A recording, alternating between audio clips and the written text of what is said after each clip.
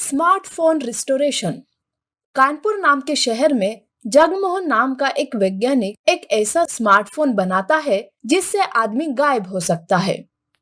इस बात की खबर शहर के एक पहाड़ सिंह नाम के गुंडे को पता चलती है और वो जगमोहन की लैब में उस स्मार्टफोन को हथियाने के लिए आता है। अरे वो साइंटिस्ट, सुना है तूने कोई ऐसा फोन बनाया है जिससे आदमी गायब हो सकता है।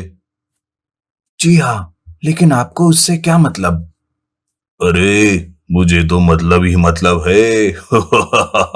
चुपचाप वो फोन मेरे हवाले कर दे, वरना अपनी जान के साथ साथ अपने परिवार को भी खो देगा।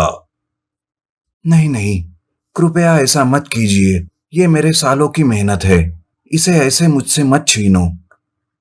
जगमोहन के लाख मिन्नतें करने के बावजूद पहाड़ सिंह मानता नहीं और जगमोहन से उस फोन को छीनने लगता है। जगमोहन ये समझ जाता है कि अब उसे ही कुछ करना होगा, वरना ये बदमाश फोन को लेकर गलत काम करेगा। जगमोहन मौका देखकर उस स्मार्टफोन को जमीन पर पटक कर तोड़ देता है।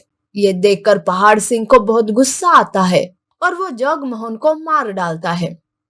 काफी साल बीत जाते हैं। जगमोहन का बेटा राकेश अब बड़ा हो चुका था और वो भी अपने बाबूजी के नक्शे कदम पर चलते हुए काम करता है। बाबूजी के मारे जाने के बाद उसकी पढ़ाई ठीक से नहीं होती, जिस वजह से वो एक फोन रिपेयर करने की दुकान डालता है। वो दुकान बंद करके घर में आने के बाद भी फोन पर ही काम करता रहता है। एक दिन ऐसे ही रात को वो एक फोन को सुधारते रहता है। अरे बेटा, ये तुम क्या रात रात भर इन फोन को रिपेयर करते रहते हो? इससे आखिर तुम्हें क्या मिलता है? पता नहीं माँ, लेकिन एक सुकून सा मिलता है। ऐसा लगता है जैसे पिताजी मुझे ये करने के लिए कह रहे हो। राकेश की ये बातें सुनते ही उसकी माँ हैरान हो जाती है और उसे कहती है, बेटा, तुम्हारे पिताजी ने भी तुम्हारे बचपन में एक फोन बनाया था, जिसके चलते उनके कई दुश्मन बन गए थे और उसके चलते उनकी जान चली गई। तुम जरा संभाल कर काम करो बेटा। लेकिन माँ, आखिर एक फोन की वजह से किसी को क्या परेशानी हो सकती है? कोई क्यों मारेगा किसी को सिर्फ एक फोन के लिए? राकेश की बात सुनते ही उसकी माँ अंदर जाकर पिताजी ने बनाया वो फोन लेकर आती है। वो फोन पूरी तरह से टूटा हुआ रहता है। उसे राकेश को दिखाते हुए वो कहती है, ये देखो बेटा, ये वही फोन है। अब तुम ही देखो इसे और ढूंढो कि इसमें ऐसा क्या है जिसके लिए तुम्हारे पिताजी को उन लोगों ने जान से मार डाला। राकेश पिताजी के बनाए उस फोन को अच्छे से देखता है। उस फोन की हालत बहुत खराब रहती है। राकेश सोचता है, अरे बाप रे, 25 साल पुराना फोन होकर भी इसकी टेक्निक मेरे समझ में नहीं आ रही। आखिर मानना पड़ेगा पापा को, कुछ तो है इस फोन में जिसके लिए लोग इसके पीछे पड़े थे। लेकिन वो फोन चालू नहीं होता। थका हारा राकेश उस फोन को टेबल पर रख कर सो जाता है। दूसरे दिन सुबह जैसे ही वो उठता है, वो दीवार पर लगी हुई अपने पिताजी की तस्वीर देखता है। तभी उसे एक बात समझ आती है कि उस तस्वीर पर एक निशान है, जो कि उस फोन के पीछे हिस्से पर भी बना हुआ है।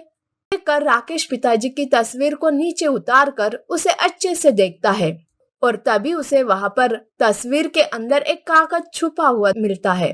राकेश उस कागज को बाहर निकालता है और जोरों से चिल्लाता है, अरे अरे, मिल गया, मुझे फॉर्मूला मिल गया। पिताजी, आप ग्रेट हो पिताजी। राकेश उस कागज को ठीक से पढ़ता है, जिस पर एक मैकेनिकल फार्मूला लिखा हुआ मिलता है, जिसकी मदद से वो फोन चालू हो सकता है। उस फार्मूले की मदद से वो फोन को चालू करता है और देखते ही देखते फोन पूरी तरह से चालू हो जाता है। फोन चालू होते ही उस पर कुछ इंस्ट्रक्शंस लिख कर आते हैं और साथ में ही एक लाल रंग का बटन भी होता है। राकेश उस बटन को दबा देता है, लेकिन कुछ भी नहीं होता। तभी माँ उसके कमरे में आती है, तो राकेश उसे कमरे में नहीं दिखाई देता और वो आवाज लगाती हुई बाहर चली जाती है। राकेश, अरे ओ बेटा राकेश, अरे कहाँ चले गए? अभी तो कमरे में थे। इधर राकेश हैरान होता है कि माँ उसे देख नहीं पाई। राकेश जल्दी से माँ के पीछे जाता है और माँ को आवाज देता है, लेकिन वो माँ को दिखाई नहीं देता। हाय रे मोरी मैया, ये क्या है राकेश? तू कहाँ है बेटा? तेरी तो सिर्फ आवाज ही आ रही है, लेकिन मुझे तो दिखाई नहीं दे रहा। ये सुनते ही राकेश को सब समझ आता है और वो फिर से फोन का वो लाल बटन दबाता है और फिर माँ को राकेश दिखाई देने लगता है। तब वो कहता है, आप समझी माँ, क्यों लोग पापा के इस स्मार्टफोन के पीछे पड़े थे? इससे आदमी गायब हो सकता है। अगर ऐसी बात है बेटा, तो तुझे मेरी कसम उन दरिंदों को सबक सिखाओ जिन्होंने तेरे पिताजी की जान ली थी। हाँ माँ, मैं उन सभी को पुलिस से पकड़वा कर ही दम लूंगा। ऐसा कहकर राकेश पहाड़ सिंह को फोन करता है और कहता है कि उसने 25 साल पहले के एक फोन को सुधारा है जिससे गायब हो सकते हैं, और अगर वो फोन उसे चाहिए तो 5 लाख रुपए देने पड़ेंगे। ये बात सुनकर पहाड़ सिंह भी लालच में उसके पास चला आता है। राकेश उसे पूछता है कि इस फोन को बनाने वाले जगमोहन को उसने कैसे मारा। तब वो पहाड़ सिंह कहता है, अरे, उस जगमोहन को तो मैंने उसी दिन मार डाला जिस दिन मैं उसके पास से फोन लेने गया था, लेकिन फोन छीनने से पहले उसने इसे तोड़ दिया। अब वो छोड़ो पुरानी बातें, जल्दी से ये फोन मुझे दे दो। पहाड़ सिंह की ये बातें सुनते ही अचानक से उसके सामने पुलिस प्रकट हो जाती है। उन्हें देखकर पहाड़ सिंह भागने की कोशिश करता है, लेकिन उसे पकड़ लिया जाता है। क्यों पहाड़ सिंह, मेरे पिताजी का कत्ल करके तुमने क्या सोचा कि तुम बच जाओगे? मैंने ही पुलिस को इस फोन से गायब करके यहाँ खड़ा रखा था, तुम्हारा भांडा फोड़ने के लिए। पुलिस पहाड़ सिंह को गिरफ्तार कर लेती है। जादुई इलेक्ट्रिक साइकिल। हस्तिनापुर नाम के गांव में मदन नाम का कुरियर बॉय रहता था। वो अपनी साइकिल पर घूमते हुए लोगों को कुरियर पहुंचाता था और आए हुए उन पैसों से वो अपने माता पिता की देखभाल करता था। उनके माता पिता मदन की शादी करना चाहते थे। वो कावेरी नाम की एक लड़की को देखने जाते हैं। कावेरी उन्हें पसंद आती है। कावेरी मदन से बात करने के लिए कहती है। शादी से पहले अगर एक दूसरे के विचार जान लेंगे तो अच्छा होगा कहकर माता पिता भी मान जाते हैं। आपने कहा आपका नाम मदन है? हाँ कावेरी, कहो मुझसे क्या बात करना है? मेरे बारे में क्या जानना चाहती हो? मुझे सिगरेट दारू पीने जैसी कोई भी आदत नहीं है। देखो मदन, मैं इलेक्ट्रिक इंजीनियरिंग में पढ़ती हूँ और तुम हो कि 10th क्लास भी पास नहीं हुए हो और ऊपर से कुरियर बॉय की नौकरी कर रहे हो। कोई चोरी तो नहीं कर रहा हूं ना कावेरी। भगवान ने जो रास्ता बताया है ईमानदारी से वही कर रहा हूं और जो मेरे पास है उसमें खुशी से जी रहा हूं। मेरे लिए ये काफी नहीं है मदन। मेरी बीवी अच्छी पढ़ी लिखी है कहकर तुम शान से लोगों से कह सकते हो, पर मेरा पति एक कुरियर बॉय है ये मैं नहीं कह सकती। अरे ये बात पहले ही बता देनी थी, हम चले जाते। इतना टाइम वेस्ट तो नहीं होता ना। मैं अपने परिवार वालों से कह नहीं सकती। तुम ही कह दो कि मैं तुम्हें पसंद नहीं हूं और यहाँ से चले जाओ। मदन सारी बात समझ जाता है और लड़की पसंद नहीं है कहकर अपने माता पिता को लेकर वो घर आ जाता है। उसके माता पिता उसे पूछते हैं कि लड़की अच्छी थी, दोनों की जोड़ी भी बहुत अच्छी लग रही थी, तो क्यों तूने मना कर दिया? मदन सारी बात उन्हें बताता है और उदास होता है कि उसके माता पिता उसे तसल्ली देते हैं। दिन ऐसे ही गुजर रहे थे। एक दिन मदन का दोस्त रवि और मदन दोनों साइकिल पर जा रहे थे। अरे यार, अगर ये साइकिल पेट्रोल से चलती तो कितना अच्छा होता। अरे भाई, क्यों ऐसी बातें करते हो? पेट्रोल का दाम आसमान को छू रहा है। लोग बहुत परेशान हैं। अगर साइकिल भी उससे चलने लगी तो हम जैसे लोगों का क्या होगा? अच्छा चल, पेट्रोल से नहीं तो बिजली से चलती तो कितना अच्छा होता।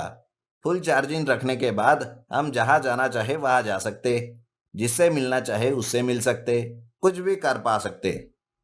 रवि की बातें मदन के मन में घर कर जाती है। बहुत सोच और मेहनत से मदन बिजली से चलने वाली साइकिल बनाता है और वो पहले से भी तेजी से घूमते हुए लोगों को कुरियर पहुंचाता है। सारे गांव में उसके पास जो मैजिकल इलेक्ट्रिक साइकिल है उसके बारे में पता चलता है। ये बात जानकर कावेरी मदन से मिलती है।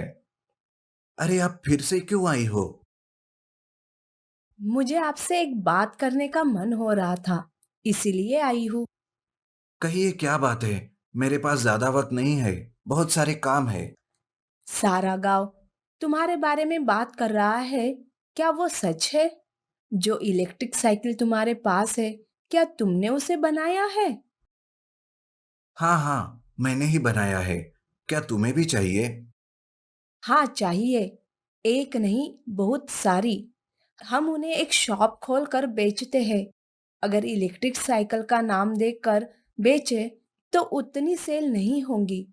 तुम इसे एक मैजिकल इलेक्ट्रिक साइकिल में बदल दो, तब मैजिकल इलेक्ट्रिक साइकिल का नाम देकर बिजनेस करेंगे। क्या जादुई बिजली की साइकिल? क्या उनमें सोना और पैसे चाहिए क्या? नहीं, ऐसी बात नहीं है। छोटे या बड़े कोई भी कहाँ भी ले जा सके ऐसे। उसका एक रिमोट भी बनाता है।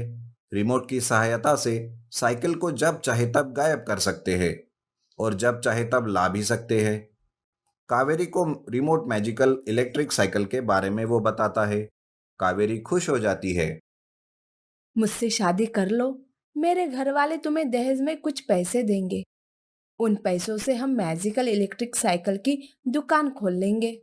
तुम साइकिल बनाते रहना और मैं उन्हें शॉप में सेल्स करूंगी। मदन मान जाता है। कावेरी और मदन की शादी होती है। जैसा सोचा था वैसे दहेज में आए हुए पैसों से मैजिकल इलेक्ट्रिक शॉप की दुकान खोलते हैं। मदन मैजिकल इलेक्ट्रिक साइकिल बना रहा था और कावेरी उन्हें शॉप में रखकर सेल कर रही थी। इस तरह दोनों उस मैजिकल इलेक्ट्रिकल साइकिल शॉप से अच्छे से कमाई करने लगे। दरअसल भरतपुर नाम का एक गांव था। उस गांव से शहर जाने के लिए नदी को पार करना पड़ता था। रोड की कोई भी सुविधा उस गांव में उपलब्ध नहीं थी। शहर जाने के लिए नदी से नाव पर लोग आना जाना किया करते थे, पर वहां पर बस एक ही मदन नाम के आदमी की नाव काम करती थी। मदन नाव से आने जाने का किराया लेता था और उसी से उसका घर चलता था। और अगर कोई दूसरा अपनी नाव नदी में डालता तो भी मदन उसको भगा देता था। एक बार गांव के लोग शहर जाने के लिए मदन के नाव का इंतजार कर रहे थे। थोड़ी देर के बाद मदन की नाव आती है। तब एक लड़की उसे कहती है। ये क्या भैया, कब से राह देख रहे हैं आपकी। और आप हो कि अब आ रहे हो? देर हो रही है कॉलेज जाने में। तभी वहां पर खड़ा एक आदमी कहता है। हाँ रे मदन, अब तो तेरा ये हमेशा का ही हो गया, देर से आना। और तो और किसी दूसरे की नाव भी यहाँ टिकने नहीं देता तू। ये सुनकर मदन को बड़ा गुस्सा आता है और वो कहता है। क्या कहा? तुम लोगों के बड़े पर निकल आ रहे हैं। क्यों? मेरी मर्जी, मैं कभी भी आऊं और कभी भी जाऊं, और यहां पर तो बस मेरी ही नाव चलेगी। तुम लोग ये समझ लो, किसी को कोई आपत्ति है तो नदी तैर कर चले जाए। हाँ हाँ, अब तो तेरी दादागिरी ही चलेगी। पुलिस वाले और सरपंच भी तुम्हारे बाजू में जो है, और हमेशा किसी ना किसी बहाने से नाव का किराया भी बढ़ाते रहते हो तुम। ठीक है बच्चू, अभी बताता हूँ मेरी दादागिरी। ऐसा कहकर मदन उस आदमी को मारने लगता है। ऐसे में एक दिन बबीता नाम की एक लड़की गांव आती है अपने मामा के घर उनसे मिलने के लिए। गांव में आते ही उसे भी मदन की दादागिरी दिखाई देती है। तब वो अपने मामा से कहती है। अरे मामा, आप लोग उस मदन की दादागिरी कैसे सहन करते हो? आप पुलिस में कंप्लेंट क्यों नहीं करते? बेटा, सब कर चुके हैं पर कोई फायदा नहीं। पुलिस तो उस मदन के हाथ की कठपुतली है। अच्छा, इसे तो अब मजा चकाना पड़ेगा। बबीता मैजिकल इलेक्ट्रिक बोट को किनारे ले आती है और लोगों से कहती है। आज से आप लोग इस मैजिकल इलेक्ट्रिक बोट का इस्तेमाल करके शहर आना जाना कर सकते हो। कम समय में तुरंत ही आपको शहर पहुंचाएगी ये मैजिकल इलेक्ट्रिक बोट।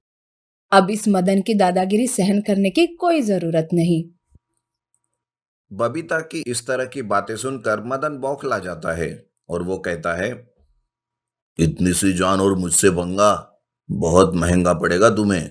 और आप लोग खबरदार, अगर इसके बोट का इस्तेमाल किया तो देख लूंगा तुम सब लोगों को। मदन इस तरह से लोगों को धमकाने लगता है, पर लोग मदन की बात नहीं सुनते और उसी मैजिकल इलेक्ट्रिक बोट का इस्तेमाल शहर आने जाने में किया करते हैं। धीरे धीरे मदन की नाव से कोई भी नहीं जाने लगा। इस वजह से मदन को भी पैसे मिलना बंद हो चुके थे। तब मदन सोचता है, अरे इस बबीता की बच्ची ने तो मेरा सारा काम धंधा बंद कर दिया है। अब उसकी बोट को खराब करना ही पड़ेगा और बबीता को भी मजा चखाना पड़ेगा। हथौड़ा लेकर जाता है और उस मैजिकल इलेक्ट्रिक बोट को मारने लगता है। तभी तुरंत बबीता के फोन पर एक सिग्नल आता है। वो समझ जाती है कि कोई बोट के साथ छेड़खानी कर रहा है, क्योंकि बबीता ने उस बोट में कुछ ऐसे प्रोग्राम फिट किए थे जो कि सीधा बबीता के फोन से जुड़े थे। बबीता को एक क्लिप आती है जिसमें मदन बोट को तोड़फोड़ कर रहा था। तभी तुरंत बबीता गांव के लोगों को लेकर नदी किनारे जाती है। सभी को वहां देखकर मदन घबरा जाता है। तब बबीता कहती है, क्यों, क्या सोच रहे हो? हमें कैसे पता चला? यही ना, ये कोई मामूली बोट नहीं है, ये एक मैजिकल इलेक्ट्रिक बोट है। इसने मुझे तुम्हारे खिलाफ सारे सबूत दिए हैं जो कि मेरे पास है इस फोन में। अब कल सारे गांव में ये क्लिप फैला दूंगी और शहर जाकर बड़े साहब को दिखाकर तुम्हें सजा दूंगी। ये सुनकर मदन वहां से भाग जाता है और नदी के पास में ही कहीं छुप जाता है और सोचते रहता है, मुझे कैसे भी करके इस बबीता को शहर जाने से रोकना होगा, नहीं तो मैं गया काम से। दूसरे दिन बबीता शहर जाने के लिए निकलती है अपने मैजिकल इलेक्ट्रिक बोट से। तो बीच में ही मदन भी अपनी नाव लेकर बबीता को मारने आता है। मदन बबीता का फोन छीनने की कोशिश करता है। उन दोनों में थोड़ी हाथापाई होती है। फिर क्या, बबीता बोट का एक बटन दबाती है जिसमें से काला काला धुआं निकलता है। उस धुएं से मदन की आंखों में पानी आता है और उसे कुछ नहीं दिखाई देता। वो लड़खड़ा के खुद ही पानी में गिर जाता है। गांव वाले मदन को पानी में से निकालकर एक पेड़ से बांध कर रखते हैं। तब तक मदन बेहोशी होता है। इधर बबीता शहर जाकर बड़े साहब को वो फोन की क्लिप दिखाती है। पुलिस लेकर वो गांव चली आती है। गांव वाले भी मदन के खिलाफ ही गवाही देते हैं। जब मदन को होश आता है तब वो कहता है, मुझे माफ कर दो बबीता, छोड़ दो मुझे प्लीज। अब मैं नहीं, पुलिस सजा देंगी तुम्हें। माफी की तो कोई बात ही नहीं है। इस तरह से पुलिस मदन को पकड़कर जेल में डाल देती है। गांव वाले बड़े खुश हो जाते हैं और बबीता को माला पहनाकर पूरे गांव में उसकी रैली निकालकर उसका सम्मान करते हैं। बबीता फिर से कुछ मैजिकल इलेक्ट्रिक बोट बनाकर उस नदी में रखती है गांव वालों के लिए।